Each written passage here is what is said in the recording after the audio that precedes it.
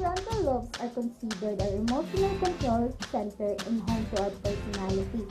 It carries out higher mental processes such as thinking, decision-making, planning, motor function. Our temporal lobes, on the other hand, located at the bottom middle part of cortex, right behind the temples, is responsible for processing any kind. The occipital lobe is important to being able to correctly understand what your eyes are seeing. These lobes have to be very fast to process the rapid information very specific functions. As a part of the cortex, it has a lot of responsibilities and has to be able to process sensory cortex is the part of your brain that controls your body movement.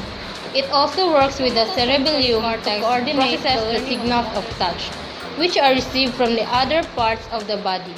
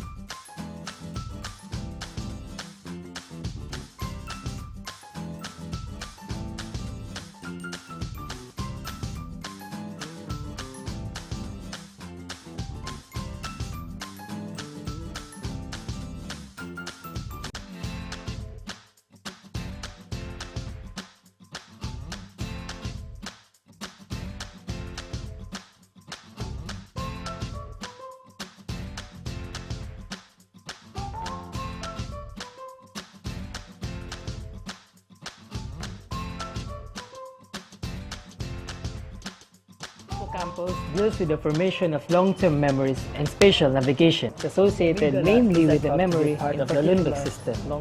The amygdala is responsible for the perception of emotions such as anger, fear, nearly and 80% of the brain by weight. It is just below the rear part of the cerebrum.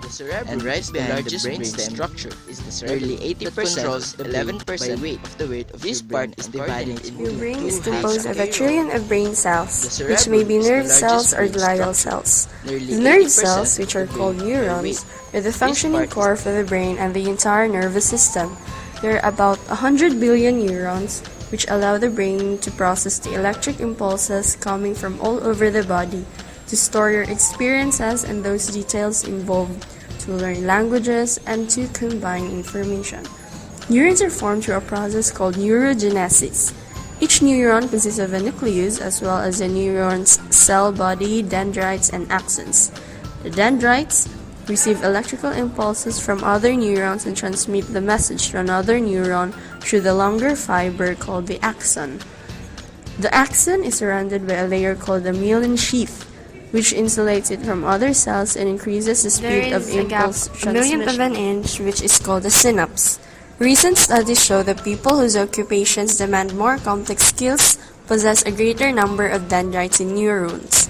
This greater number in dendrites facilitates more connections among neurons, which result in higher capability to store learning.